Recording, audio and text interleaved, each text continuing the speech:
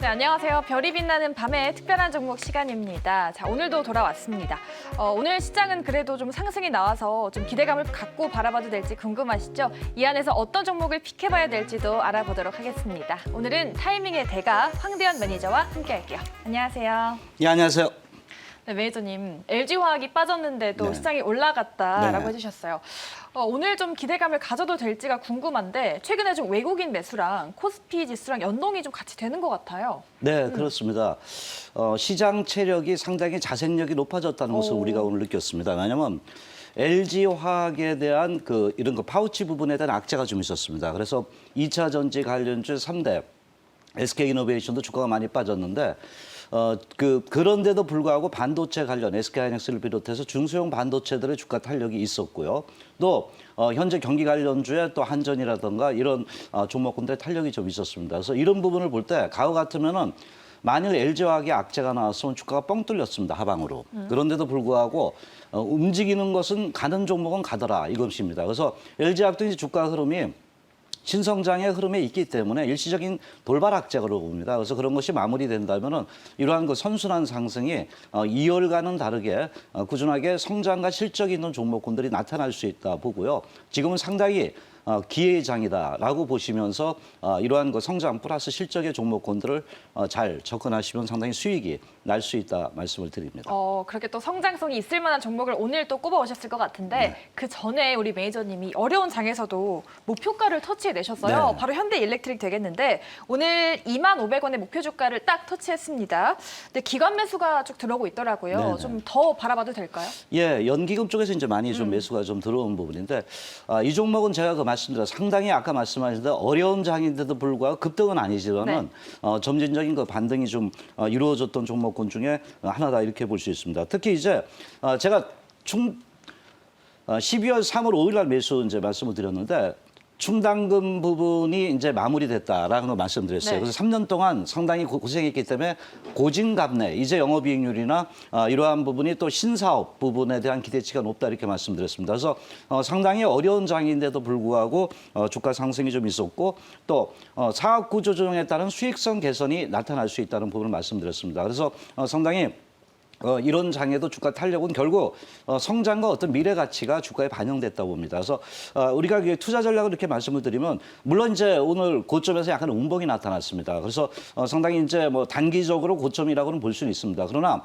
제가 아까 말씀드렸던 신성장이라든가 이러한 실적 부분에 대한 턴 어라운드라고 보고 있거든요. 그래서 이런 측면들을 볼 때는 주가가 생명력이 끝나지가 않았다 이렇게 봅니다. 그래서 저 차트를 이렇게 보신다면은 여기서 볼 때 이제 단기적으로 이제 고점에 온 이런 모습을 좀 보여주고 있습니다. 그런데 우리가 이제 주식을 볼 때는 짧은 시각보다는 좀 길게 봐야 됩니다. 이렇게 길게 본다면은 우리가 이제 주봉을 이렇게 보신다면은 주가를 보세요. 상당히 하방에 있잖아요. 네.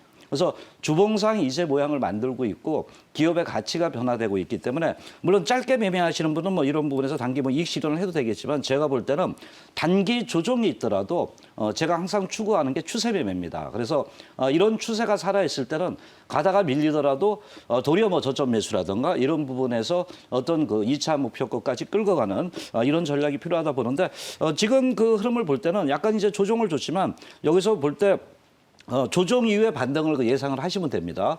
무조건 이렇게 바로 급등한다는 것보다는 그래서 추세적인 어떤 관점에서 접근하고요. 목표가는 다시 한번 2차 목표가를 말씀드립니다. 21,500원대로 접근하시면 되겠습니다. 네, 알겠습니다. 일단 수익 내신 분들 모두 축하드리고요. 현대일렉트릭은 21,500원 2차 목표가 잡아주셨습니다. 신고가 내줄 수 있을지 한번 기대해 보도록 할게요. 자, 매니저님 그리고 최근에 또 전기차 반도체 섹터로 수익을 많이 내셔서 오늘은 어떤 섹터 가져오셨을지 궁금해지는데 첫 번째 특종의 키워드 한번 열어보도록 하겠습니다. 네, 키워드는 바로 경쟁력 우위 그리고 자회사 상장입니다. 되게 두 가지가 탄탄한 모멘텀 같은데 어떤 경쟁력이 있을까요? 예, 이 회사는 이제 골드 펌핑이라는 부분에 바로 이제 그 경쟁력 부분이 상당히 있고 또 이제 조만간 자회사 상장 기대감이 있습니다. 바로 그 LB 루셈이라는 부분인데 이 종목이 이제 그 코스닥 상장 예비 신청을 했습니다. 그래서 이런 것이 이제 어우러지면서 어떤 주가의 그 반등에 대한 기대가 있다. 그래서 이러한 그 현재 타이틀을 좀 뽑았습니다. 네, 힌트를 주셨습니다. LB 로셈이라는 자회사가 있는 종목입니다. 어떤 특종인지 열어보도록 할게요. 네, 첫 번째 특종 역시 LB 세미콘입니다.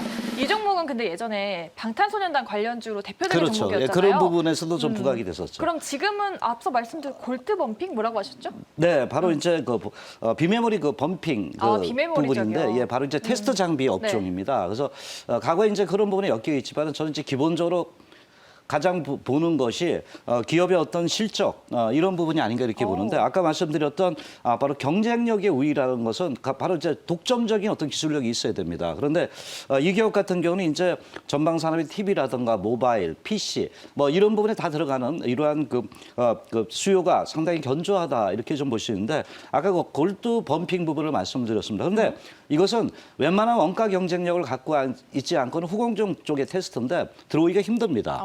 그래서 제가 이 기업이 경쟁력에 우위가 있다 이렇게 좀 말씀드리고, 주요 아이템은 바로 이제 디스플레이 그 드라이버 IC라는 부분인데, 이게 이제 여러분 잘 아시는 그 LG 계열의 그 실리콘 웍스를 통해서 현재 그 LG 디스플레이 그 판매가 되고 있고요. 또 최근에 이제 하나 재료가 있었습니다. 삼성 쪽에 바로 협력사로서 테스트 외주 사업이 통과됐습니다. 그래서 지난해에서 이게 증설을 하고 있거든요. 공장 증설을 하고 있기 때문에 이게 이제 삼성의 OLED 부분에 대한 매출이 있겠고요.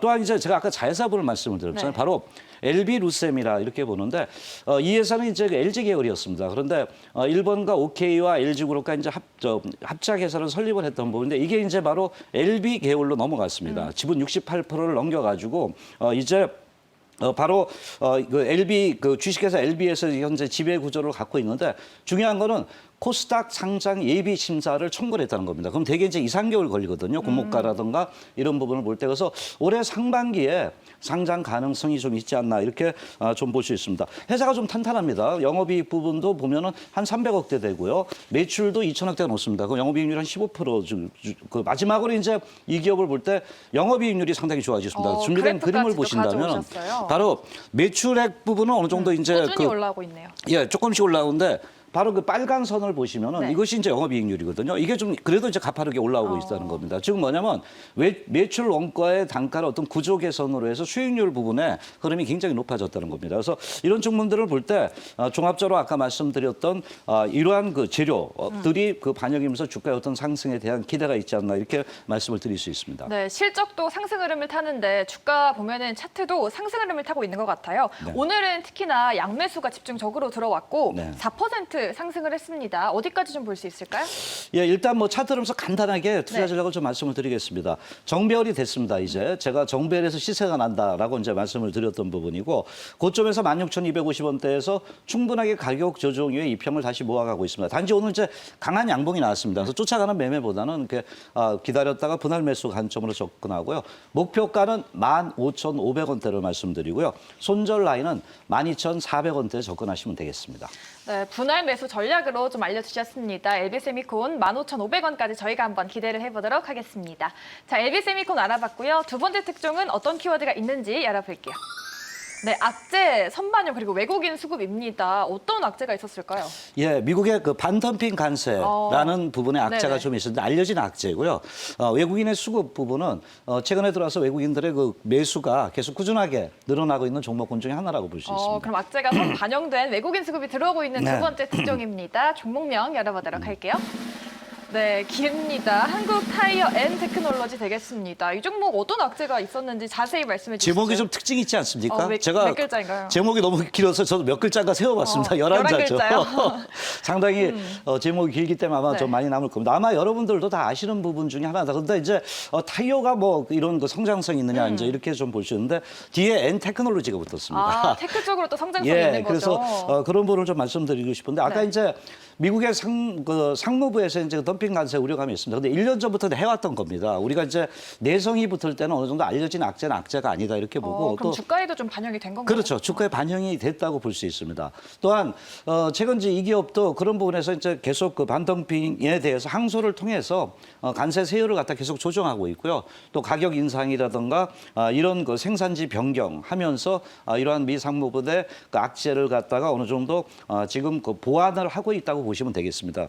두 번째는 이제 이 기업이 이제 그 어떤 주력 제품이 뭐냐 볼 때 최근에 떠오르는 게 고인치 타이어 생산 부분인데요. 네. 이게 이제 생산 부분이 수요가 증가되고 있습니다. 유럽과 그 북미 쪽에서 매출이 그 계속해서 늘어나고 있고요. 또 최근에 이제 그 이런 전체적인 사업부의 개선에서 고정비용이 좀 감소를 하고 있습니다. 물론 우리가 이제 슈퍼 인플레에서 지금 뭐 타이어 가격도 올라가고 고무 가격도 올라가고 있잖아요. 근데 그런 것을 적절히 가격 인상에 의해서 대응하고 있다는 부분이 나타나고 있고요. 마지막으로 이제 두 번째 브랜드라고 이렇게 볼 수는 있습니다. 네. 그런데 바로 이제 라우펜 부분의 어떤 성장성이 그래도 계속 지속이 되고 있더라고요. 그래서 이런 부분을 볼 때 특히 이제 유럽이나 아까 말씀드린 북미에 이런 데서 사계절령인데 최근에 또 심판이 나왔는데 이것도 이제 꾸준하게 매출이 늘어나고 있다 이렇게 봅니다. 그래서 뭐 차트 준비된 그림을 한번 보시면은 상당히 그 실적 부분에 대한 기대가 높아지고 있습니다. 보시면은 2020년, 21년. 네, 그래서